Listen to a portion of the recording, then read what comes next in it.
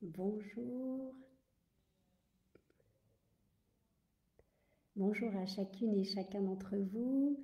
Alors les premières minutes sont toujours un peu étranges parce qu'on ne sait pas bien si on est en direct. Enfin, il y a marqué en direct, mais on ne sait pas si il y a quelqu'un qui nous entend et qui nous voit. Le premier ou la première qui veut bien me mettre un petit pouce. Ah voilà, merci Mélie, une fidèle, merci, merci à toi d'être là.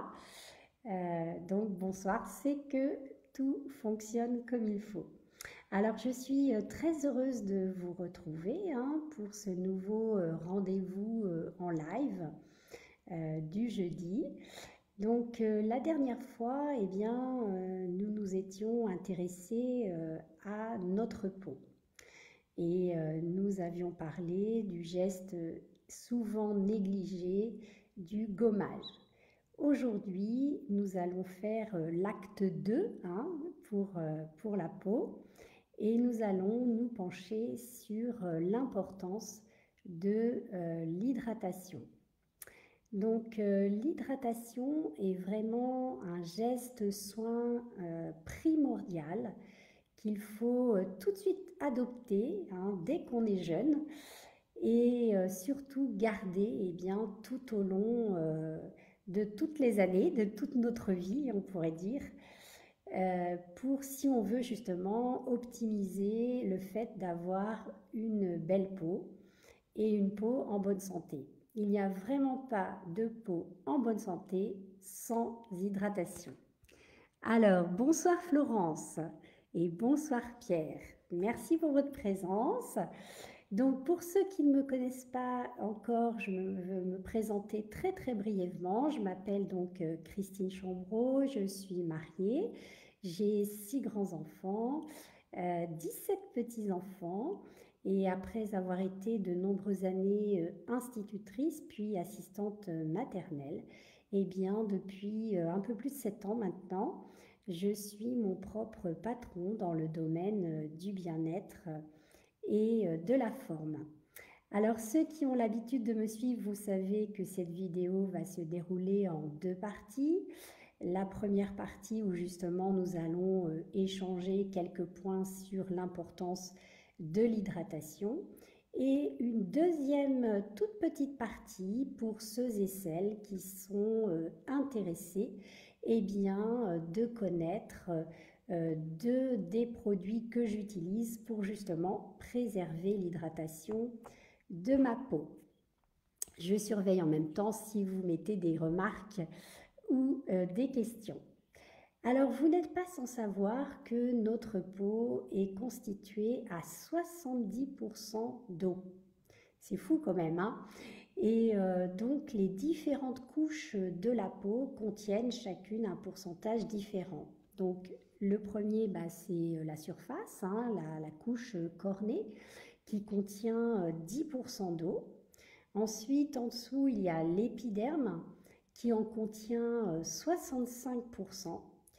Et enfin, la palme revient au derme, qui contient 80% d'eau. Donc tout ce petit ensemble au niveau de notre peau constitue quand même 10% de tout ce que notre corps contient en eau. Donc vous voyez, c'est quand même pas du tout quantité négligeable. Alors comment ça fonctionne? Alors très schématiquement en fait, le derme agit comme une éponge et diffuse en continu de l'eau au niveau de l'épiderme qui lui-même diffuse au niveau de notre couche cornée. Et là, la plupart de l'eau que l'on a va s'évaporer. Coucou Christelle. Ah, c'est gentil de venir me soutenir, merci. Alors, du coup, est-ce que vous connaissez, je n'en doute pas d'ailleurs, des facteurs qui peuvent provoquer la déshydratation de la peau ou tout au moins une mauvaise hydratation de la peau? Alors, vous pouvez en mettre dans les commentaires Et puis, moi, je vais vous en donner quelques-uns, mais au contraire, partagez vos connaissances. Ah, j'ai loupé Odette. Bonsoir Odette. Ah, excuse-moi, j'avais pas vu. Tu sais, je vois pas toujours. Alors attends, il faut que je défile, voilà. Ouais, parce que sinon, il y en a que je loupe. Alors, le premier facteur que j'ai relevé, eh bien, c'est le vieillissement cutané de la peau, hein. Donc, vous n'êtes pas sans savoir que la peau, au fur et à mesure des années, se renouvelle moins vite et moins bien, bien sûr. Et voilà, il peut y avoir aussi comme conséquence une mauvaise hydratation. Donc, il faut être particulièrement attentif et compensé. Le deuxième facteur que je vérifie si vous m'en... Voilà, Mélie, exactement, ça viendra dans les conseils qu'on peut donner, mais tout à fait, ne pas boire assez d'eau peut évidemment jouer également sur notre peau puisqu'elle s'hydrate également de l'intérieur. Ensuite, comme facteur possible, il y a l'utilisation de soins qui ne sont pas bien adaptés à notre peau et du coup qui vont faire presque plus de mal que de bien ou tout au moins qui vont hydrater insuffisamment. Donc il faut faire bien attention également aux soins que l'on choisit. Ensuite, il y a les conditions climatiques. Donc, tout le monde sait par exemple que l'été, notre peau va se dessécher plus facilement puisqu'il va y avoir plus d'évaporation due à la chaleur. Alors, l'hiver, c'est pas forcément le froid, encore que si vraiment il fait très très froid, évidemment, ça va jouer, mais c'est plutôt le chauffage que l'on met dans nos maisons qui vont participer à la déshydratation de notre peau. Et puis toutes les variations comme ça de température, on rentre, on sort, voilà, notre peau elle apprécie pas tellement. Donc c'est pareil, il faut être vigilant pour bien compenser cet état de fait. Un autre facteur possible, eh bien, ce sont les traitements médicamenteux. Alors évidemment, on est bien obligé de les prendre, hein. Et puis tous les médicaments n'ont pas cet effet secondaire. Mais il faut y penser. Parfois, c'est possible que ça entraîne une déshydratation de la peau. Donc là aussi, il va falloir compenser. Et puis, je regarde. Bonsoir Francette. Et puis, donc, un autre facteur que j'ai relevé, c'est le tabac, qui n'est pas du tout l'ami de notre peau. On se demande, remarquez, de qui il est l'ami, le tabac. Enfin, ça, c'était une petite remarque en passant. Donc, le tabac va participer au fait que notre peau va être mal hydratée. Et donc, là aussi, eh bien, si vous ne pouvez pas vous passer de vos cigarettes, eh bien, il faut faire vraiment très attention de bien compenser. Alors, vous ne m'avez pas mis d'autres facteurs, donc du coup, on va se demander quelles sont les conséquences si on a une peau insuffisamment hydratée. Alors, d'après vous, c'est quoi les conséquences? Alors, je vous laisse le temps de répondre, mais je vais donner quelques tuyaux, quelques pistes. Eh bien, souvent, c'est au niveau de la sensation. On a vraiment une sensation d'inconfort. Donc la peau, elle peut tirailler, picoter, nous démanger au choix ou les trois à la fois, pourquoi pas, si on est vraiment très déshydraté. Et puis, alors je vérifie, le stress. Oui, tu as raison, Christelle. Oui, c'est vrai que ça peut jouer également dans les facteurs aggravants. Alors donc, les conséquences sur notre peau, donc si elle est mal hydratée, donc je l'ai dit, le sentiment d'inconfort, également elle peut devenir plus rugueuse, plus fine, plus fragile, se marquer plus facilement, et puis également elle va être moins protégée. Quand elle est mal hydratée, le film l'hydropilique va être de moins bonne qualité et du coup elle va moins résister à toutes les agressions extérieures. Et puis Alors, la vieillesse, exactement. Et ben, c'est exactement ce que j'allais dire, Mélie. C'est que si elle est mal hydratée, eh bien, elle va vieillir plus rapidement. Et les rides, les ridules qu'on aimerait bien ne pas voir apparaître, eh bien, ils vont venir justement plus vite et plus jeunes. Donc, c'est quand même dommage.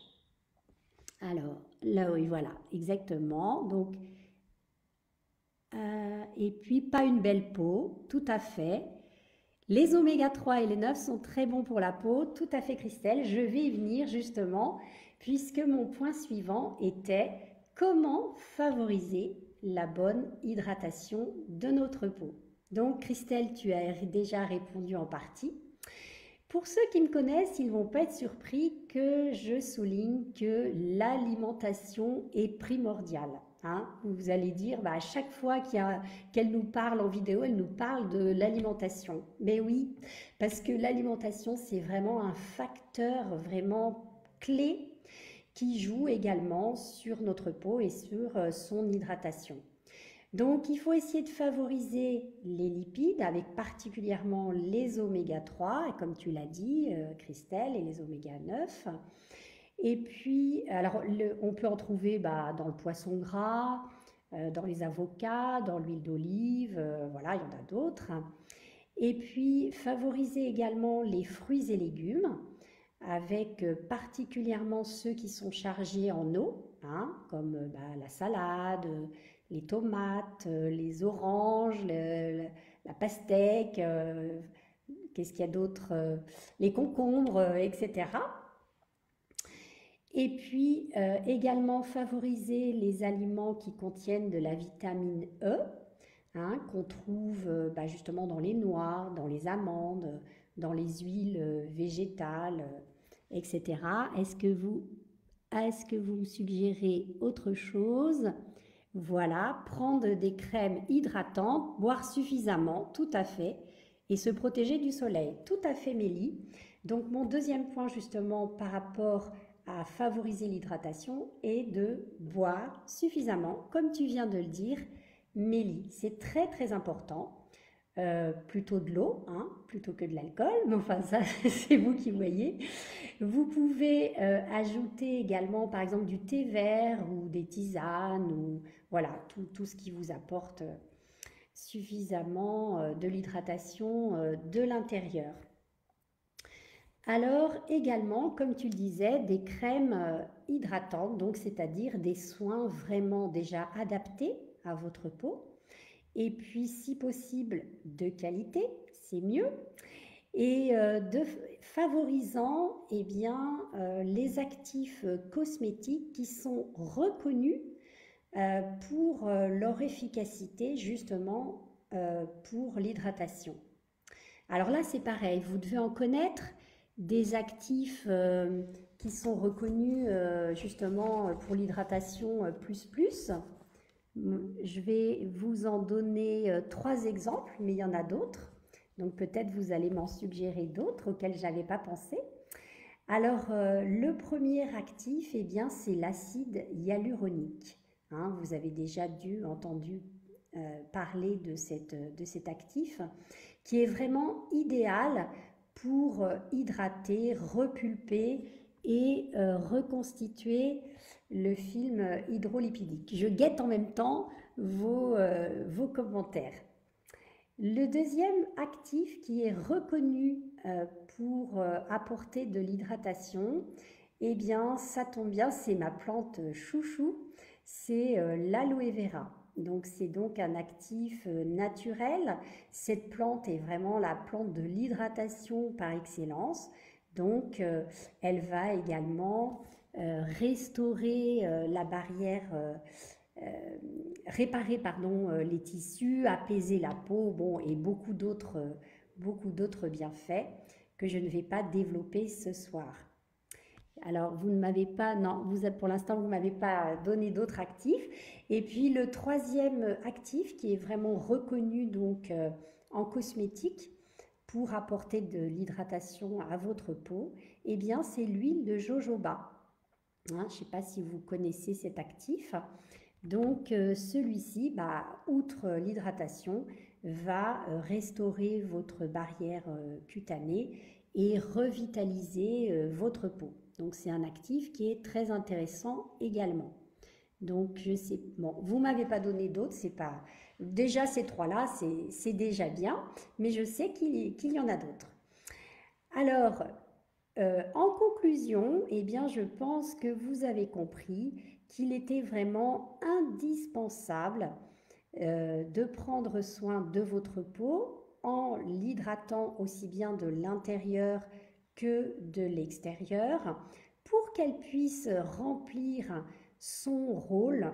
Il ne faut pas perdre de vue que la peau est le plus grand organe de notre corps et que son rôle premier, c'est de protéger nos organes, justement les autres organes internes, et de pouvoir déjà résister aux agressions extérieures diverses et variées.